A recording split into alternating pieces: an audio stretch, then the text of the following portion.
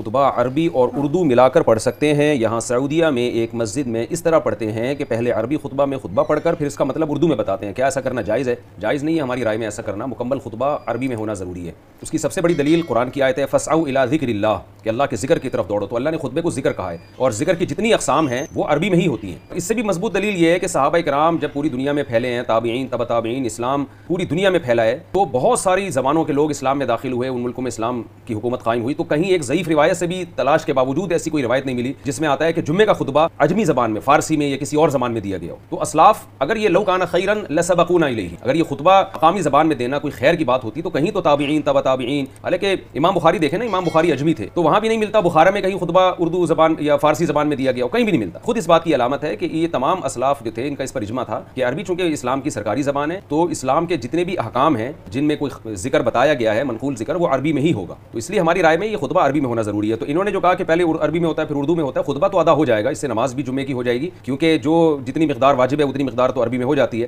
لیکن عربی خطبہ اور نماز کے درمیان پھر اردو کا فاصلہ کرنا یہ خلاف سنت ہوگا، کیونکہ خطبے اور نماز کے دوران فاصلہ یہ جائز نہیں ہے۔ تو اس لیے آج وہاں بھی ہم نے دیکھا ہے، یورپ میں، امریکہ میں بہت زیادہ یہ شروع ہو گیا ہے کہ انگلش میں جمعے کا خطبہ ہو رہا ہے۔ یہاں تو چلے پھر بھی غنیمت ہے، پہلے عربی میں پھر اردو میں، لیکن دنیا میں یہ چیز رائج ہونا شروع ہو گئی ہے کہ پورے خطبے ہی زبان ہی چینج ہو گئی ہے اس کی، اور وہ دلیل یہ دیتے ہیں کہ جی اس کی کیا دلیل ہے کہ جی خطبہ عربی میں ہونا ضروری ہے۔ تو دلیل اس کی ہونی چاہیے کہ دوسری زبان میں خطبہ جائز ہے، اس کی کیا دلیل ہے؟ کیونکہ ہمیں اسلاف سے یہ اس کا ثبوت نہیں ملتا۔